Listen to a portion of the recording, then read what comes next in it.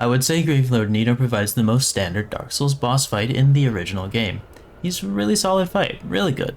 Not the best, but definitely not terrible. A 7 out of 10 fight. As one of the Lord Souls, he summons skeletons that harass you during the whole fight, but he also attacks on his own. He has sword swipes that can summon blades under your feet that do toxic buildup.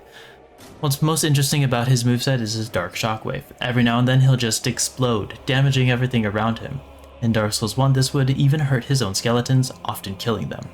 If he were to return to Nightreign, this aspect would need to go away.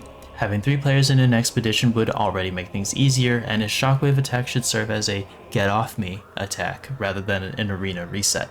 There are 3 players. They can take out the skeletons. Nito doesn't need to do it for them. I think he would work well as a Knight 2 boss, but there's a scenario I can imagine him being even better for. In Dark Souls 1, he's also the leader of the Gravelord Servants Covenant, where when you join, you power up other players' enemies unless they can find your summon sign, enter your world, and defeat you in combat. While this is a really cool idea, I don't think something like this is feasible in Nightreign. It would be cool if Nito were somewhere hidden at the round table, and talking to him would allow you to invade other expeditions, powering up enemies until they defeated you, but I really don't see FromSoftware adding this into the game.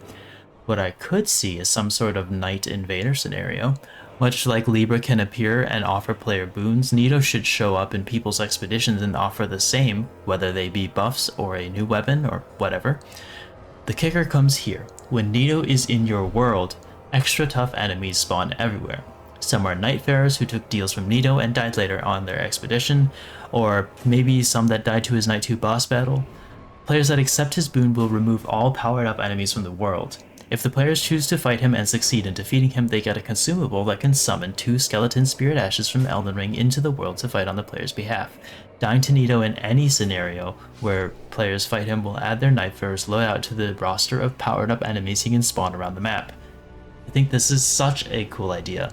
If Nito were to be added to Nightreign as a field boss or a Knight 2 boss, he would probably be a B tier. Solid, but not exceptional stuff. But since I think this idea of him being an invader has such promise, I think that's enough to bump Nito up to an A tier on the tier list of what Dark Souls 1 bosses should be added to Nightreign.